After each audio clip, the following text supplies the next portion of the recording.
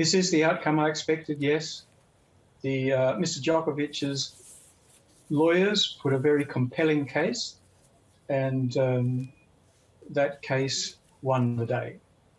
Can you unpack a bit more about, what it is that was so strong about Mr. Djokovic's case here?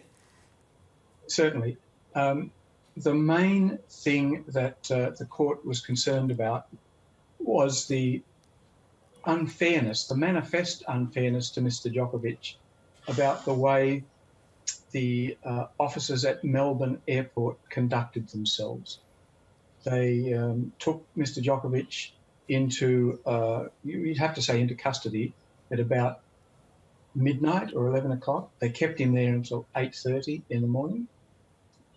Throughout that period, they allowed Mr. Djokovic to take a rest, and they said, we'll contact you again at 8:30 when you're rested.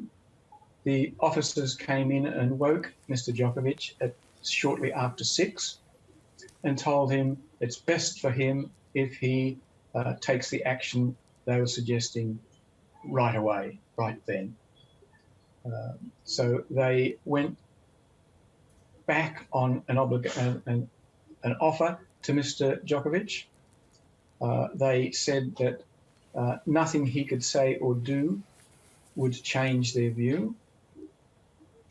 They had Mr. Djokovic in custody without his phone. He couldn't speak to his advisors or lawyers or his agents.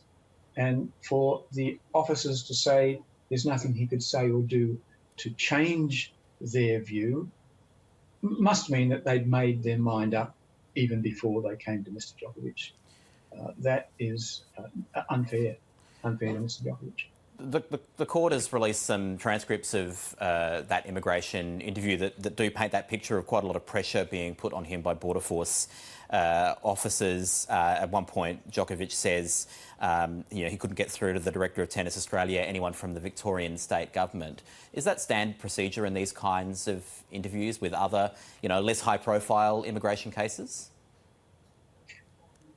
I think, regrettably, it is part of the course. But Mr. Djokovic, in the way he handled himself, appears to be more capable than, say, many people coming in.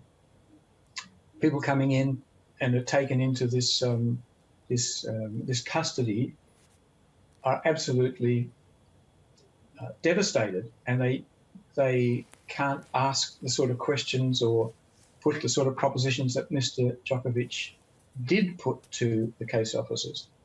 So it probably happens much more than we would like it to happen. The orders that the court made were consent orders. They were agreed to by both sides, and it was agreed that the behaviour of Border Force at Melbourne Airport was quite inappropriate. One would hope that that would reverberate through the Immigration Department and make sure these sorts of things never recur. We can only hope. A lot of people might watch this saga playing out and think, well, Novak Djokovic is not vaccinated. He shouldn't be in the country. Indeed, that's what the Prime Minister said last week. Rules are rules.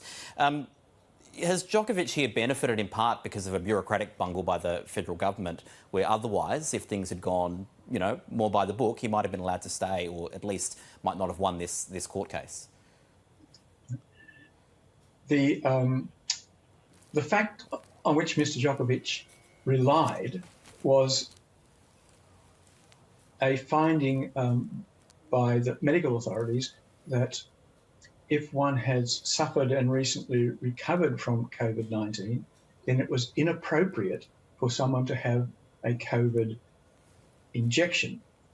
And that appears to be the case, the facts in Mr. Djokovic's case. So it's not fair to say that he skirted the rules. He apparently followed the rules. And just briefly, John, Novak Djokovic may have won this court battle, but the Commonwealth still does reserve the right to go ahead and cancel the visa regardless. Can you just explain the process there by which the minister can just step in and have his way anyway? Okay, the Immigration Act is a complicated act, and there are quite a few cancellation powers available to the government, to the Immigration Department.